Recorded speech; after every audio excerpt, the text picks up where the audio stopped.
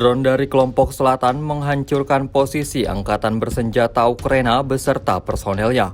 Dibuktikan pada sebuah rekaman yang ramai dibicarakan warganet sejak diunggah di media sosial Telegram pada Kamis 2 Januari 2025. Operator drone penyerang Yusan menghancurkan artileri M119 buatan Amerika Serikat, kemudian menghabisi infanteri Ukraina dan memodifikasi benteng musuh beserta penduduknya. Berbagai cara terus dilakukan angkatan bersenjata Rusia untuk melumpuhkan dan terus merugikan kelompok musuhnya. Tampak dalam rekaman ledakan berkali-kali terjadi di setiap posisi yang ditargetkan. Hingga video ini beredar, beragam respon diberikan warganet.